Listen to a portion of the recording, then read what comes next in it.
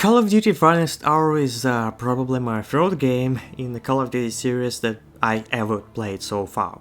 The previous three were the second one, the first one, and United Offensive. It's an old game, but I finally decided to conquer the entire series, starting from the very beginning, and while playing, I felt I had to share what I learned and understood about it, because there's the whole new generation now of players who love series Call of Duty Classic even, but may not even know about the existence of Finest Hour.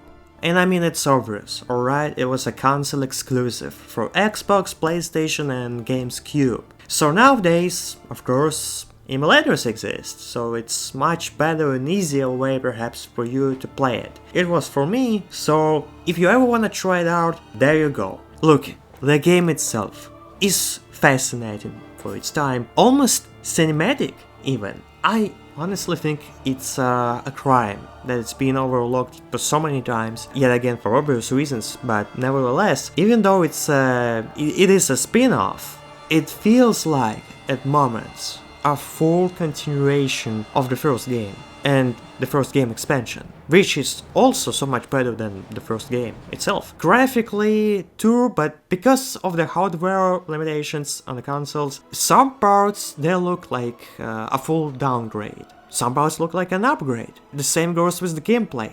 But let's begin with the story. That is where the game really differs from the previous ones. The initial portrait of original story of each character is nothing new. It's about what's going on the screen, how characters interact with each other, and they actually alive, they speak with each other, the story makes sense, you can see the struggle of not only each soldier individually, but the whole operation and war overall, no matter what kind of frontier we're talking about.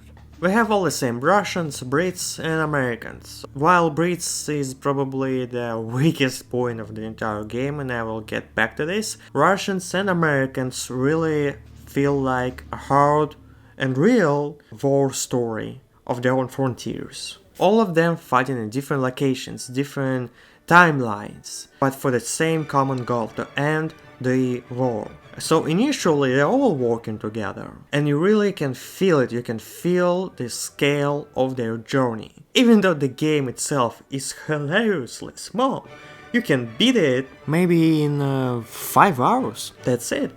So in this series, what differs this from the previous one, the story expands beyond just the regular campaign. Yet again, it also was great in the previous ones, but it's just, for me personally, it's more memorable right here in this game.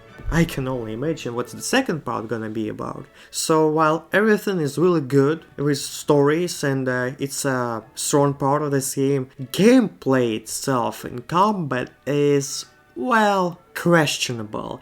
Gameplay is really interesting and differ from one level to another, but it is incredibly freaking difficult. First of all, where the frustration began for me.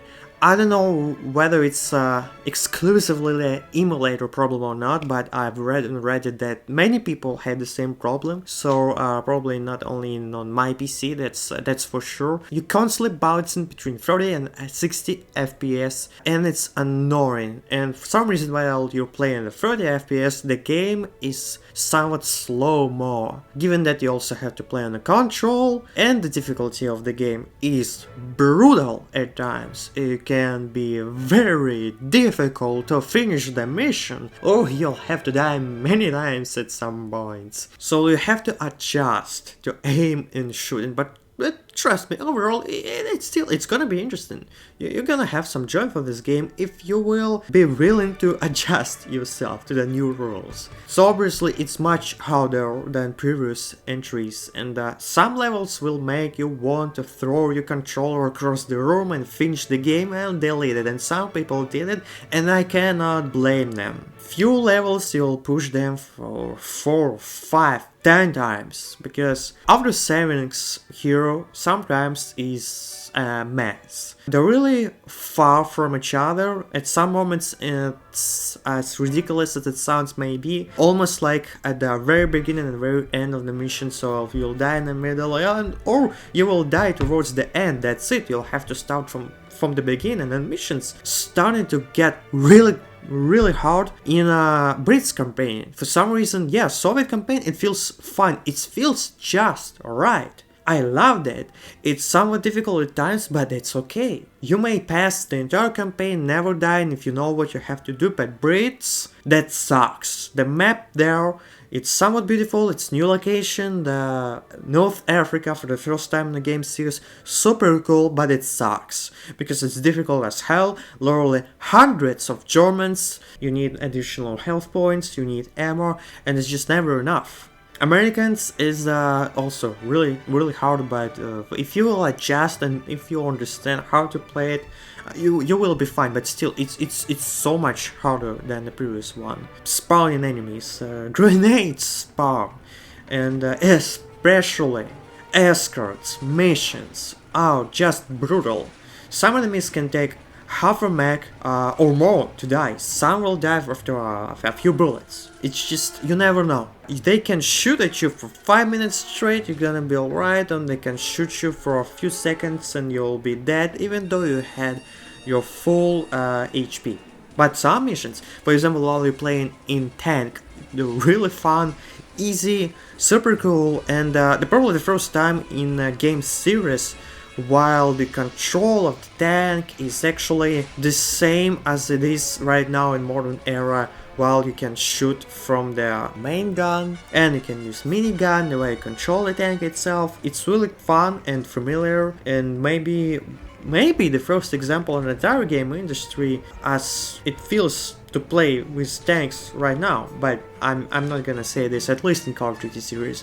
But hey, if you're going through all of this hell and you're completing the mission, it's gonna worth it. It feels so satisfying. The reward is much bigger because of these reasons than the previous games and probably other games I have. So it really shines when you manage to complete all of these difficult levels, and especially get to rest at the easiest ones. Obviously, for modern players used to casual shooters, they will struggle a lot. You will struggle, but for fans who actually want to understand the roots of the series, or I mean really deep down, and their industry overall, it's absolutely worth the effort. The sound of the game is, I mean, it's alright, I can never complain about this. Music is fascinatingly epic at times. I mean, just listen to this.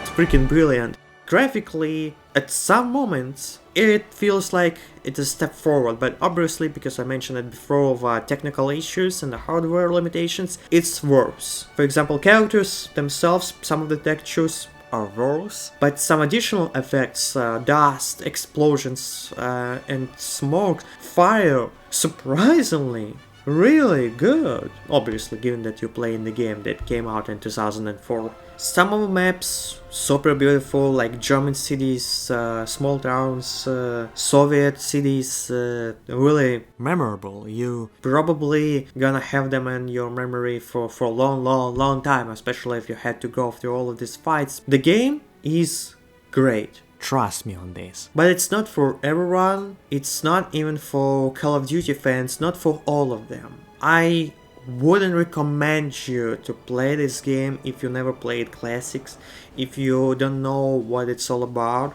if that's the first experience for you, because you're probably gonna hate it, you won't understand it, it's gonna be way too difficult for you and you're gonna drop it and it's gonna be bored for you. That's not the way to go, then this game is not for you, you're gonna ruin the experience. You should go back, you should play it, for sure, but when you know what you're dealing with. at least play classic series. Play the first Call of Duty, play Call of Duty 2, World at War, some of them, and then go back and try the finest hour, because believe me, if you wanna understand the roots of the industry itself in shooters, and especially about World War II, it's definitely a really goddamn important great game. And I'm not regretting to spend it was probably like 10 hours of my lifetime, so it's not even that long. It's memorable and it's gonna stick with you. Russian campaign, British campaign, American campaign. All of them, their own unique missions, with different difficulties, with different obstacles that you will have to go through. A lot of unique mechanics that you never saw in a previous game. It's all gonna stick with you. So if you're a Call of Duty fan, especially of the classic era, this is worth trying. You'll need patience, possibly in emulator, all consoles, and probably an original DVD if you're playing on a console. But experiencing this game gives you a real appreciation of how the series evolved. I'm really grateful for the entire team. They put a lot of effort, and I could see that they made this game with love and passion. So out of all the Call of Duty games that I've played so far, which is now just 4, this is the one that I hate the most, but also remember the most, and in a good way.